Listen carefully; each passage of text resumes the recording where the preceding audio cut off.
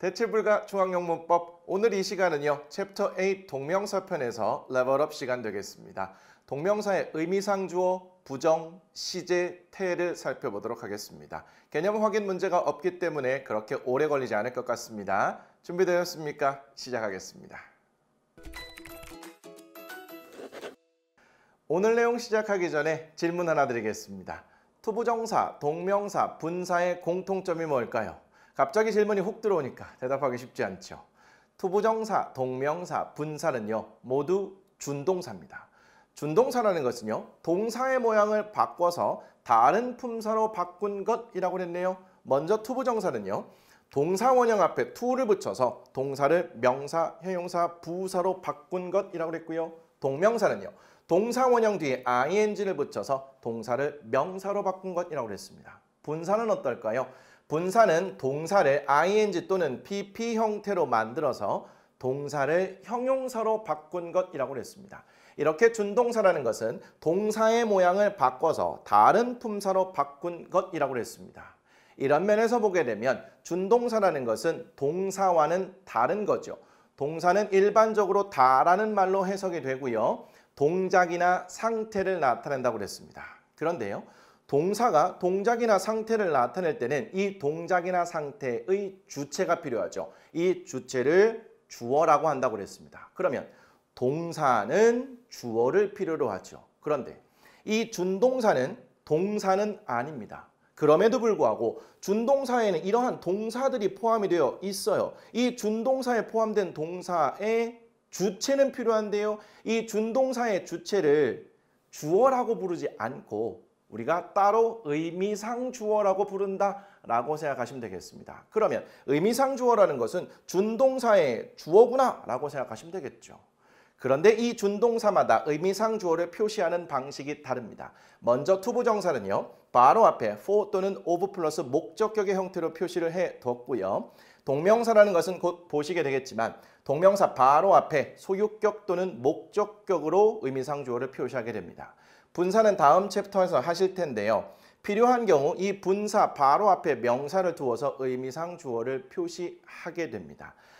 이렇게 준동사라는 것은 각자만의 방식으로 의미상 주어를 표시하는구나 라고 생각하시면 될 텐데 선생님, 저 이 준동사 바로 앞에 이러한 의미상 주어 없는 경우도 굉장히 많이 봤는데요. 그건 뭐죠? 원칙적으로요. 모든 준동사는 그 앞에 의미상 주어가 있어야 해요. 그런데 생략하는 경우가 있습니다. 생략하는 경우는 크게 두 가지라고 보시면 되는데요. 첫 번째, 대부분의 사람들에게 해당이 되어서 굳이 표현할 필요가 없는 경우, 보통 일반인이라고 합니다. 두 번째는요. 문장이나 상황상 뻔히 알 수 있어서 굳이 표현할 필요가 없는 경우라고 생각하시면 되겠습니다. 이 내용도요. 우리 투부정사 때 이미 한번 살펴봤고요. 오늘 내용에서도 또 한번 살펴드리게 될 겁니다. 자, 이제 본격적으로 동명사의 의미상 주어 살펴보도록 하죠. 동명사의 의미상 주어는요. 원칙적으로 동명사 바로 앞에 소유격으로 표시를 해줍니다. 그런데 목적격도 가능하긴 해요. 원칙은 소유격인데 일상회화체에서 목적격도 자주 사용하다 보니까 그냥 동명사의 의미상 주어는 동명사 바로 앞에 소유격 또는 목적격으로 표시하는 걸로 하자라고 정했다고 보시면 되겠습니다. 괜찮을까요? 예문을 통해서 확인할게요. Would you mind 또는 me opening the window라는 의문문입니다. 그런데 앞에를 보니까 Would you mind로 시작을 하고 있네요. 자, 이때 would라는 것은 과거를 나타내는 것이 아니라 공손함을 나타내는 would라고 보시면 되겠고요. would라는 조동사 다음에 mind가 나와 있으니까 이때 mind는 동사가 되겠죠. mind가 동사로 쓰일 때는 꺼려하다라는 의미를 나타내고요. 이때 mind 동사는 목적어로 동명사와 잘 어울린다고 그랬습니다. 쓰라린 경험을 하게 되면 꺼려한다 이러한 내용을 떠올리시면 좋겠죠. 확인해 볼게요.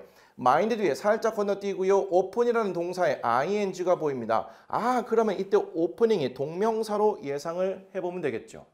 그 뒤에 the window까지 의미적으로는 덩어리가 될 겁니다. 그런데 앞으로 살짝 가보니까 오프닝이라는 동명사 바로 앞에 my 또는 me, 즉 소유격 또는 목적격이 딱 자리를 하고 있습니다. 당황해하지 마시고 너네들 오픈이라는 동명사의 의미상 주어구나 라고 반갑게 맞이해 주시고 은, 는, 이, 가를 붙여서 해석을 해주시면 되겠네요. 일단 직역해 볼게요. Would you mind 꺼리시겠습니까?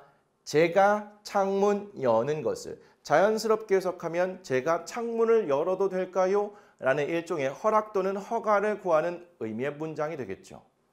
동명사의 의미상 주어 이제 당황할 필요 없습니다. 밑으로 가볼게요. Would you mind opening the window? 자, 첫 번째 문장과 두 번째 문장의 차이는 opening이라는 동명사 바로 앞에 의미상 주어가 싹 빠져 있는 경우가 되겠습니다. 이 문장은요. 두 가지 의미로 해석이 될 수 있습니다. 첫 번째는 허락의 의미일 수 있고요. 두 번째는 요청의 의미일 수 있습니다. 잘 보세요. I라는 사람과 U라는 사람이 대화를 하고 있는 상황으로 생각해 보세요. 여기에서 I라는 사람이 창문 근처에 있어요. 그런 상황에서 U라는 사람에게 Would you mind opening the window라고 한다면 이때는 허락의 의미일까요? 요청의 의미일까요? I가 창문 근처에 있고 U에게 이렇게 말한다면 제가 창문을 열어도 될까요? 라는 허락을 구하는 문장이 되겠죠. 반면에 이번에는요. U라는 사람이 창문 근처에 있는 상황에서 I라는 사람이 U에게 Would you mind opening the window라고 했다면 이때는 창문 좀 열어주시겠습니까? 라는 의미의 요청이 되겠죠. 이 문장의 의미상 주어가 없을 때 이렇게 두 가지 경우로 볼 수 있어요. 하나는 오프닝의 의미상 주어로 my가 생략되어 있을 수도 있고 오프닝의 의미상 주어로 you가 생략되어 있을 수도 있어요. 그러면 이 문장의 의미는 문장이나 혹은 대화의 상황 속에서 파악을 할 수밖에 없겠네요. 이 mind라는 동사가 이게 자체가 좀 까다롭기 때문인데요. 의미상 주어가 늘 이렇게 복잡한 건 아니고요. 얘가 특히 조금 복잡하니까 이렇게 Would you mind opening the window 하게 되면 허락의 의미와 요청의 의미로 쓰일 수 있구나라는 걸 챙겨두시고 상황에 따라서 파악을 해주시면 되겠습니다. 예문 하나 더 보도록 할게요. I am proud of your helping others in need라고 되어 있습니다. 자, 먼저 I가 주어고요. Be proud of는 뭐뭐를 자랑스러워하다라는 덩어리 표현이죠. 그리고 뒤에를 가보면 in need는 도움이 필요한 또는 어려움에 처한이라는 의미의 덩어리 표현입니다.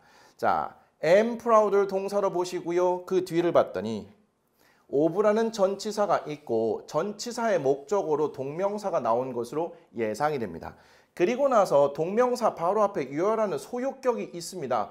당황하지 마시고 너 의미상 주어 은는이가를 붙여서 자연스럽게 해석하면 되겠네요. 그러면 나는 자랑스러워한다. 무엇을요? 네가 도움이 필요한 혹은 어려움에 처한 사람들을 도와주는 것을 이렇게 되겠죠. 자랑스러워하는 건 나고요. 어려움에 처한 도움이 필요한 다른 사람들을 돕는 거는 네가 되겠죠. 이렇게 보시면 되겠습니다. 동명사 바로 앞에 소유격 의미상 주어. 밑으로 가보죠.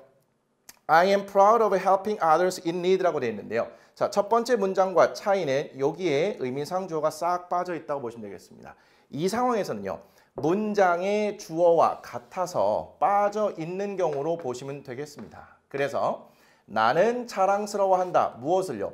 어려움에 처한 또는 도움이 필요한 다른 사람들을 도와주는 것을 자랑스러워한다. 이렇게 가볍게 해석을 해주시면 되겠습니다. 자, 동명사의 의미상 주어는 이렇게 동명사 바로 앞에 소유격 또는 목적격으로 표시해준다라고 보시면 되겠습니다. 그런데 여러분들이 만약에 영작해야 하는 상황이라면요. 그냥 소유격을 쓰세요. 그게 원칙이기 때문입니다. 자, 이제는 동명사의 의미상 주어를 생략하는 경우를 보도록 할게요. 이미 다 말씀드린 건데요. 첫 번째, 일반인 주어이거나 이 말은 대부분의 사람들에게 해당이 되거나 라고 보시면 되겠고요. 두 번째, 문맥상 알 수 있는 경우는 생략한다고 합니다. 그럼 전체적으로 대부분의 사람들에게 해당이 돼서 굳이 표현할 필요가 없거나 문맥상 혹은 상황상 뻔히 알 수 있는 경우는 굳이 표현할 필요가 없다라고 보시면 되겠죠. 예문을 통해서 확인할게요. Smoking in this building is not allowed 라고 되어 있어요. 동사의 ing로 시작을 해서 그 뒤에 동사가 나와 있습니다. 그러면 동사의 왼쪽 자리 주어 자리가 되겠죠. 주어 자리에 쓰인 동명사로 예상이 됩니다. 해석을 통해서 확인해 볼게요. 이 건물에서 담배를 피우는 것은 is not allowed 수동태네요. 허락되지 않습니다. 허용되지 않습니다라는 거예요. 그런데 원칙적으로 동명사 앞에 의미상 주어가 있어야 한다면서요. 근데 지금 안 보이는 상태입니다. 내용을 파악해 보세요. 이 건물에서 담배를 피우는 것은 허용되지 않는다라는 것은 특정한 사람들에게만 해당되는 것이 아니라 일반인, 즉 대부분의 사람들에게 해당이 되겠죠. 굳이 표현할 필요가 없는 겁니다. 표시하면 문장이 길고 복잡해질 뿐인 거예요. 아, 이렇게 동명사의 의미상 주어 대부분의 사람들에게 해당돼서 굳이 표현할 필요가 없거나 아니면 문맥상 뻔히 알 수 있는 경우는 굳이 표현하지 않는다라고 보시면 되겠고요. 투부정사의 의미상 주어 때도 똑같았고요. 분사의 의미상 주어 때도 똑같을 겁니다. 여기까지 해서 의미상 주어는 정리하도록 하고요. 이제 두 번째 동명사의 부정 갈 텐데요. 이것도 매우 단순합니다. 그리고 투부정사의 부정 때 또 했어요. 준동사는요. 모든 준동사는 이 준동사를 부정할 때는요. 바로 앞에다가 not 또는 never를 붙이면 돼요. 투부정사를 부정할 때는 투부정사 바로 앞에 not 또는 never. 동명사를 부정할 때는 동명사 바로 앞에 not 또는 never를 붙이면 되겠고요. 분사는 어떨까요? 분사 바로 앞에다가 not 또는 never를 붙이면 부정이 되는 거예요. 확인만 하도록 하죠. 동명사 바로 앞에 not이나 never를 붙인다. I am sorry for not calling you earlier 라고 되어 있네요. 자, 나는 미안하대요. 죄송하다고 합니다. 뭐에 대해서요? for가 전치사죠. 전치사의 목적으로 calling이라는 동명사가 나와 있고요. 그 바로 앞에 not을 붙여서 이 동명사를 부정했다고 보시면 되겠습니다. 그러면 미안합니다. 뭐에 대해서요? 당신에게 더 일찍 전화하지 않은 것에 대해서요. 만약에 not이 없다면요. 제가 당신에게 더 일찍 전화한 것에 대해서 죄송하다, 미안하다는 의미일 텐데 not이 붙으면 당신에게 더 일찍 전화하지 않은 거에 대해서 미안해한다 라고 보시면 되겠죠. 괜찮을까요? 동명사의 부정 바로 끝났습니다. 이제 마지막으로 동명사의 시제와 태 보도록 할 텐데요. 이거 투부정사 때와 동일하다고 생각하시면 되겠어요. 동명사도요. 시제를 담을 수 있고요. 또 태도 담을 수 있어요. 시제를 담는 경우에는요. 단순 시제와 완료 시제 두 가지고요. 태를 담을 때 원래 태는 늘 두 가지였잖아요. 능동태, 수동태 두 가지라고 보시면 되겠어요. 동명사 어떻게 생겼다고요? 동사 원형에 ing를 붙인 형태라고 그랬습니다. 여기에서요. 동사를 잘 보세요. 먼저 시제부터 보도록 할게요. 이 동사가 have pp의 형태라면 동명사가 완료 시제인 거고요. 그렇지 않다면 동명사가 단순 시제라고 보시면 되겠습니다. 태로 가볼게요. 만약에 동명사에서 이 동사가 BPP를 담고 있으면 동명사 수동태고요. 아니면 동명사 능동태라고 보시면 되겠습니다. 이제 왼쪽으로 가서 조금 더 자세히 볼 텐데 마찬가지로 이 용어에는 신경 쓸 필요가 없습니다. 동명사를 보시고 이 동명사에서 시제와 태라는 정보를 읽어낼 수 있으면 되는 거예요. 먼저 단순 동명사가 있고요. 완료 동명사가 있네요. 단순 동명사라는 것은 주절의 시제와 같다고 합니다. 주절의 시제와 같다는 것은 문장의 동사의 시제와 같다라고 보시면 된다고 그랬어요. 자, 완료 동명사는요. 주절의 시제보다 한 시제 이전을 나타낸다고 합니다. 그러면 문장의 동사의 시제보다 한 시제 이전 시제라고 생각하시면 되겠죠. 만약에 문장의 동사가 현재라면 완료 동명사의 경우에는 과거를 나타낸다고 보시면 되겠고요. 문장의 동사가 과거라면 완료 동명사의 경우에는 과거보다 더 이전 과거라고 생각하시면 되겠죠. 괜찮을까요? 자, 단순 동명사에서 능동태 가보도록 할게요. 모양을 보시면 동사의 ing 기본 동명사의 형태입니다. 자, 이 동사 잘 보세요. 여기에 have pp가 적용되어 있나요? 아니죠. 그럼 단순 시제입니다. 여기에 bpp가 있나요? 없어요. 그러면 능동태입니다. 그래서 어려운 말로 단순 동명사의 능동태 이렇게 되는 건데 이건 그냥 이해가 되시는 분들은 받아들이시고 아니면 그냥 정보만 읽어낼 수 있으면 된다고요. 밑으로 갈게요. 이번에는 being pp로 되어 있습니다. 비동사 원형에 ing가 붙어있는 동명사인데 여기에 bpp가 적용이 되어 있어요. 그러면 얘는 수동태라고 보시면 되겠죠. 일단 동명사가 수동태 형태입니다. 여기에 have pp가 적용이 되어 있습니까? 아니죠. 그러면 단순 시제라고 보시면 되겠죠. 그래서 단순 동명사의 수동태라고 보시면 되겠습니다. 요거 보시고 아 동명사인데 수동태 적용됐구나. 근데 have pp는 없구나 보시면 돼요. 밑으로 갈게요. 완료 동명사의 능동태 봅니다.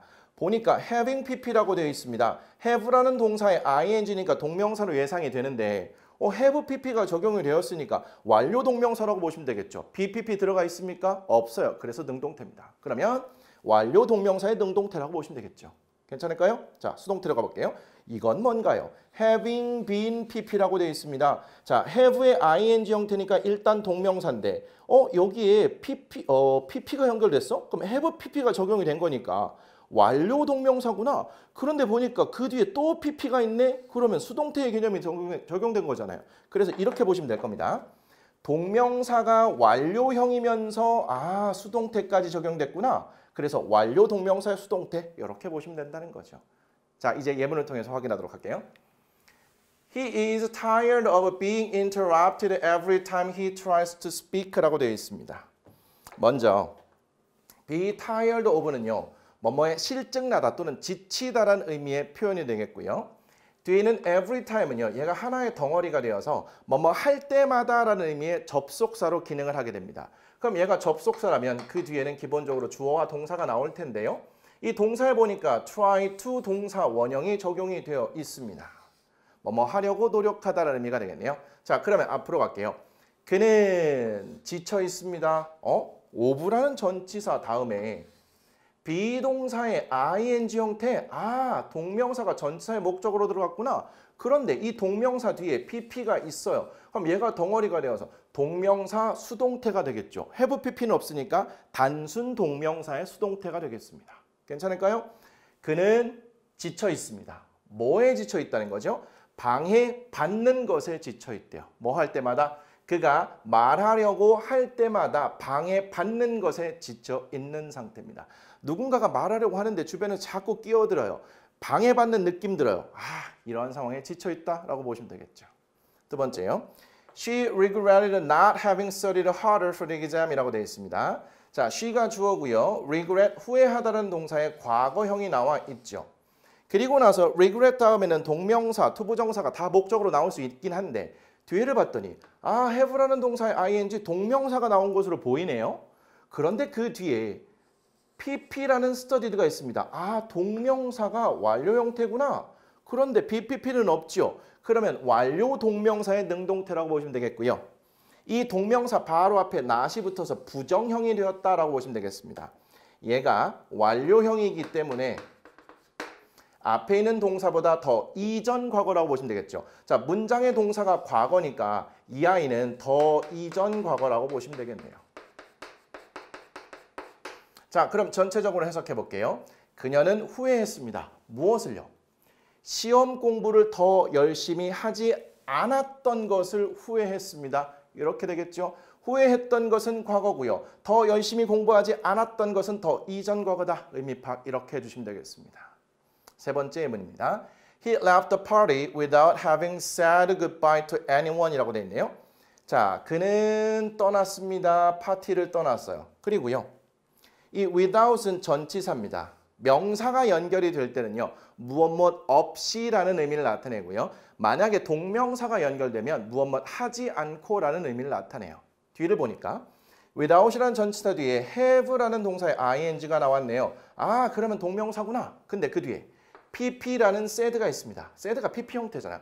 완료 동명사. 근데 pp는 없으니까 얘는 완료 동명사의 능동태라고 보시면 되겠죠. 그리고요. say goodbye to 하면 누구누구에게 작별 인사하다 이런 뜻입니다. 그러면 전체적으로 그는 파티를 떠났어요. 누구에게도 작별 인사를 하지 않고 떠났습니다. 떠난 건 과거고요. 얘가 완료형이니까 떠난 것보다 더 이전 과거라고 보시면 되겠죠. 누구에게도 작별 인사를 하지 않고서 떠났다. 이렇게 보시면 되겠습니다. 마지막 예문입니다. I am ashamed of having been scolded by the teacher라고 되어 있네요. 자, I가 주어고요. be ashamed of는 뭐뭐를 부끄러워하다라는 덩어리 표현입니다. am ashamed를 동사로 보시고요. 얘가 of입니다. 전치사죠. 그럼 전치사 뒤에 동명사가 나온 것으로 보이는데 이 동명사에 have pp가 적용이 되었네. 완료? 그런데 pp가 또 있어? 수동태. 동명사의 완료형의 수동태. 완료 동명사의 수동태라고 보시면 되겠습니다. 용어는 몰라도 동명사가 완료형이면서 수동태구나.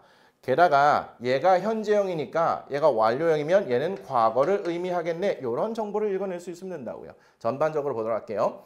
저는 부끄러워요. 뭐가 부끄럽다는 거죠? 선생님에 의해서 꾸중을 받았던 것이 부끄럽다. 이런 얘기가 되겠습니다. 과거에 선생님으로부터 꾸중을 들었는데 그 사실을 지금 부끄러워한다 라고 보시면 되겠습니다.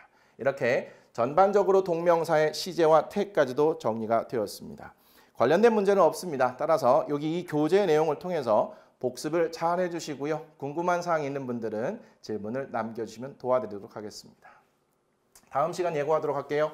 이제 챕터 A 동명사편 중간 기말고사 풀면서 마무리하도록 하겠습니다. 문제 잘 풀고 오셔야 됩니다. 그리고 다 풀고 나서 정답 체크하시고 틀린 부분은 왜 틀렸는지까지도 고민을 해오시면 좋을 것 같습니다.